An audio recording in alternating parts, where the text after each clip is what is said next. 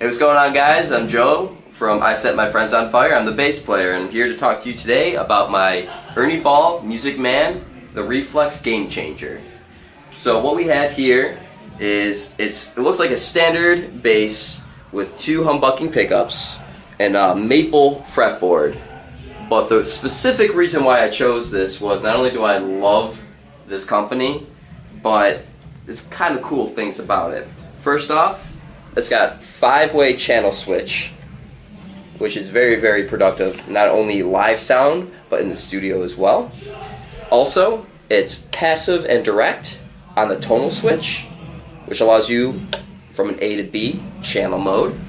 Also, cool thing is when you set your tones up on your bass head, it's got a low mid, high mid, treble, and bass knobs that you could directly set up as you're actually setting on.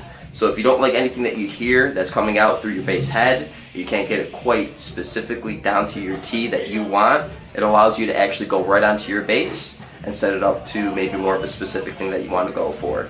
So what I try to personally put across for I Set My Friends on Fire is you do hear that with a lot of the songs, more of like a grindy type of a low MPEG type of sound. So I do set that up for that. But the cool thing that I also love about this bass specifically is if you look at the bottom, there's a USB that's right near the input jack. Now what you can do, which allows you right inside of the bass, as you can see the toggle switch up here, is you go onto the Music Man website, for the Game Changer website, and it allows you to go straight in, not only doing the setup for the pickups, but they have a various amount and a vast amount of tones that you could choose straight from the website, and allows you to download it and save it into the USB port. If you find a sound that you like, then you simply just press and hold the volume switch, and then live sound you could switch with the toggle to specific tones that you would like, Now the cool thing also is, like I said, I like more of like the rock, the grindy, the low with a little bit of distortion type of sound. But I do have some bass lines that allows me to actually give a more of a low, cleaner type of sound for the bass to ring through. So sometimes I like to switch over. Simply switching over the toggle switch over to maybe a warmer type of sound. I do play out of an MPEG head, so I do love a lower sound.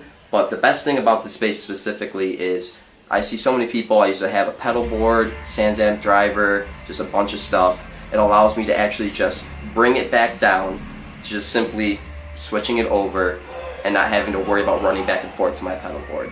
Now for my strings, usually you would go for a 130 at the top, following it all the way down for the gauge strings. I like to actually put a 125 at top.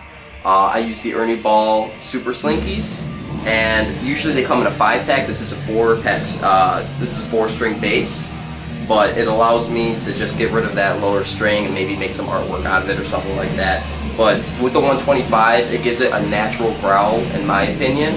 So that's why I go maybe just a little bit lighter on the gauge strings. Hey, what's going on, guys? My name's Cody Wagner. I am currently drumming for I Set My Friends on Fire right now, and I currently play right now a Chicago custom percussion kit with Imperial cymbals. Right now, what I'm jamming out on is a 26x20 kick drum. It is like a dry erase board type finish, wrap with a purple sparkle stripe through the middle, and then I rock gold mini tube lugs on that with a 50% offset on it. I think it just gives it like a nice shine, nice look, and I feel like the gold goes really well with that white and the purple as well. So pretty much when I got the kit through CCP, they ended up having a deal with Evans heads, and that's when the 360 heads just came out, and I was thoroughly interested in those. And the second I actually got them, I put them on. I did about 2 to 3 turns on each lug, and it was golden from there. I actually don't tune my kit very often. It's maybe 4 to 5 months I tune it. I mean, it stays in really good shape, and I like to take care of my stuff. My snare drum, usually I go with an Evans 360, and for this instance I ended up having an extra Remo Weather King, which I was a huge fan of for a long time. I always thought there was a lot more snap, but at the same time you can really get that that solid tune. And then I transferred over to Evans 360s, and I mean, you can get as much depth as you want, as much whatever kind of range you're looking for this type of music that you're trying to play is really what Evans 360 is, cultivated, and they really brought it into play. And I think that's been the best head that I've ever played in my entire career as a drummer. I was on tour with my buddies and crashed a party, and I was playing a D drum snare that I had just laying around in the basement because I ended up shattering my other snare, so I was like, whatever, I got something laying around. And that blew on the first day of tour. Like, I couldn't get anything on it. Like, the snares wouldn't go on it, blow the bottom head and everything. And I walk into the shop at Chicago Custom Percussion. I said, hey guys, I need a new snare drum. They're like, hey, pick anything you want. And I had ordered a snare to match the kit, but the wrap just wasn't fitting right. And it just was a whole bunch of issues. So yeah, the wrap didn't come in, and it was like a whole bunch of issues, one after another, and they were trying to get kits going for Warped Tour and all this other stuff. So I ended up walking to the shop. They had about 6 or 7 snares that were unfinished, and I really needed a snare drum for this tour. And they were like, pick out the one that you really like, and I picked out the blue with the the almost sand green type of stripe in there as well. And I thought it was cool too because it still has a sparkle stripe kind of deal to it, and it doesn't fully match the kit, which is why I like it as well. And I love the tube lugs on it, so that's the main reason I picked it up, honestly. Cool, so right now what I'm rocking, these are about,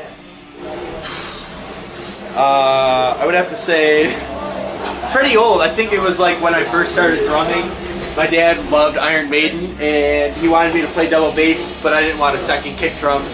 And he ended up getting me the Iron Cobras right when they came out, and they've been the strongest pedal I've ever used. They've never broken ever. They've been through, I can't even tell you how many shows and tours, and they've been absolutely incredible.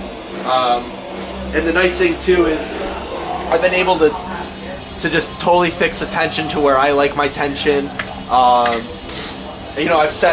adjusted everything to the perfect setup where I have my hi-hat in a specific position, and the Iron Cobras they have been the ideal kick pedal for me. And I think as a piece of hardware, they just last long. And I mean, they've proved it over the past, 8 or 9 years or so since I've been a drummer. Hi, my name is Johnny. I play guitar for Insofob, and you're watching Digital Tour Bus. So, right here we got my Mexican Telly. Standard pickups. Everything's pretty much stock. I had to pick this up a couple of days before tour, because I didn't have a proper guitar to bring on tour. So, I got the tape here because it keeps switching on and off between all the other pickups. So I wanted to keep it at the bottom one, so the tone didn't it wouldn't feedback so much on stage. We don't really tune. We don't really switch between tunings because all the songs are written in a certain key. But we definitely use 11s due to the thickness of the strings. It keeps that heavy tone.